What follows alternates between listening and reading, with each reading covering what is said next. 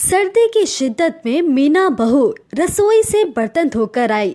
ओह, अरे क्या हुआ? वही माँ जी, ना पूछे, यूं समझे कि मौत को छू कर आ रही हूँ मैं। अरे क्या बोले चली जा रही है तू? सर्दी में ठंडे पानी से बर्तन धोकर आ रही हूँ मैं। हाँ तो रात को खाने के बाद ही धो लिया करना, लेकिन नहीं, तुझे तो रात को खाते ही बिस्तर पर लेटना याद आ जाता है ना। हाँ तो माँ जी, ठंड भी तो इतनी है ना, दिल करता है सारा दिन बिस्तर पर लेटे लेटे ही गुजर जाए बस। हाँ पर बिस्तर में लेटे लेटे तो सारे काम होंगे नहीं ना। और ये बता, सूरज सुबह सवेरे कहाँ चला गया है? अभी वो कह ही रही होती है कि इतने में इनका बेटा सूरज आ जाता है। अरे माँ, वो लैला आंटी के घर मेहमान आ रहे हैं, तो उन्होंने अपने बेटे के साथ मुझे भी लकड़ियाँ लेने भेजा था। आय हाय, ये लैला अपने मेहमानों के चक्कर में मेरे बेटे को भी ठंड में ख्वार करवा रही है। अच्छा है ना माँ जी, हमारे घर तो मेहमान आते ही नहीं हैं। अच्छा है किसी दूसरे की ही मदद कर ले। अरे मीना, शुक्र मनाओ कि इस ठंड में मेहमान नहीं आते, वरना काम कर कर के तुम्हारे तो हाथ ही जम जाते। अरे याद आया, मैंने तो चूल्हे पर पानी रखा था नहाने के लिए। मीना दौड़ती हुई जाती है। अब इसके जहन में भी ये बात घूम रही होती है कि अच्छा है मेहमान नहीं आते, वरना इसे ज्यादा काम करने पड़ जाते। अगले समय वो सब परिवार सहन में बैठकर पकोड़े के साथ फिल्म देख रहे होते हैं। तभी पकोड़े खत्म हो जाते हैं तो उर्मिला अपनी बहू मीना से कहती है, जा बहू, और पकोड़े बना ला जल्दी से। एक तो इनको मैं बैठी हुई अच्छी नहीं लगती ना। माँ जी, वो बेसन खत्म हो गया है, तो डब्बे में से दूसरा पैकेट निकाल ले। माँ जी बस आराम से फिल्म देखिए ना, आपको भी बैठे बैठे बहुत भूख लग जाती है। अरे इसमें क्या है, मैं बना लाता हूँ, आप लोग बहस मत करो। हमारे लिए भी बना लाना। तभी दरवाजे पर से इसके चचा चची अपने बेटे के साथ आ जाते हैं। सूरज अपने बाल ठीक करने लगता है। अरे रानी और देवर जी, अचानक भाभी के घर कैसे आना हुआ? अरे सूरज और मीना, जाओ आशीर्वाद लो दोनों का। फिर दोनों इनका आशीर्वाद लेते हैं। बहू जाओ, सबके लिए चाय नाश्ते का इंतजाम करो। अरे भाभी, मीना तो हर वक्त काम ही करती रहती है, आज सूरज को काम करने दो ना। हाँ ये बिल्कुल ठीक कह रहे हैं। वैसे भी सूरज तो रसोई घर में जा ही रहा था ना। नहीं नहीं, अच्छा नहीं लगता, मैं बना लाती हूँ। अरे रुक जा, तू बैठ इधर, तेरे लिए तो मैं कुछ लाई हूँ। अरे कामिनी, मेरा बटवा दे। जी माँ जी। मेरे लिए भी कुछ लाए होगे चाचा जी आप? हाँ हाँ, तेरे लिए भी लाया हूँ, लेकिन पहले तो चाय नाश्ता तो परोस।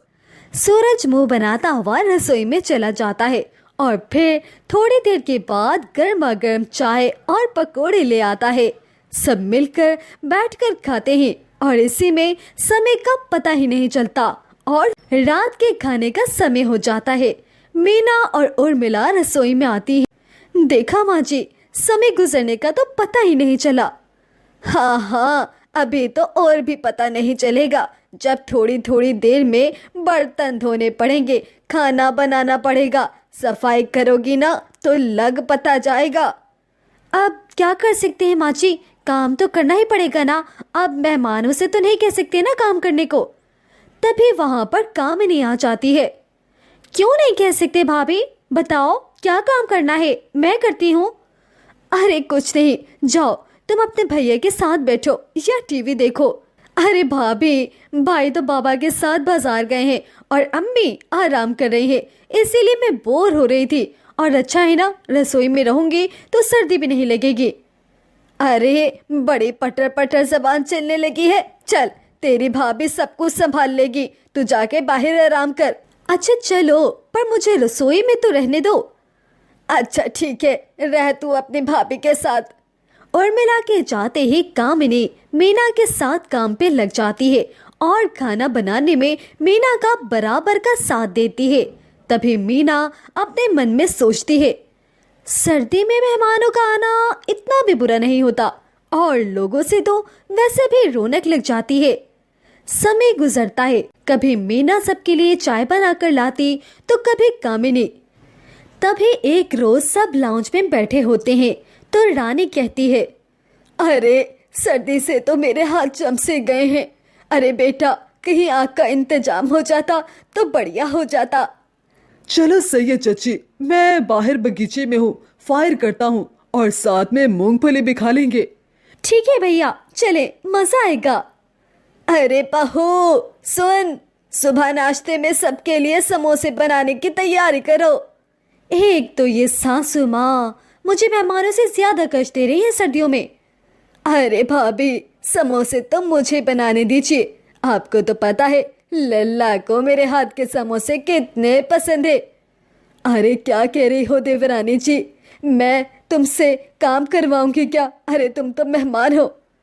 अरे भाभी, कैसी बातें कर रही हो आप तो जानती हो हम हमेशा से एक परिवार की तरह रहे हैं, बस काम की वजह से दूर रहे हैं, वरना हम तो सब साथ ही हैं। रानी और सूरज बगीचे में होते हैं और वो फायर का इंतजाम कर लेते हैं और फिर पूरा परिवार इसके सामने बैठकर खूब सारी बातें करता है और सर्दियों में आग के मजे लेता है। ऐसे ही जहां लोगों के घर में सर्दियों में मेहमानों के आने से उदासी छा जाती है, मीना के घर में ऐसा कुछ नहीं हुआ, बल्कि मीना को मेहमानों के आने के बाद और भी ज्यादा मजा आने लगा। रानी और उसकी बेटी कामिनी ने घर के कामों में भरपूर हिस्सा लेकर ये साबित कर दिया कि मेहमान वबाले जान हरगिज नहीं होता।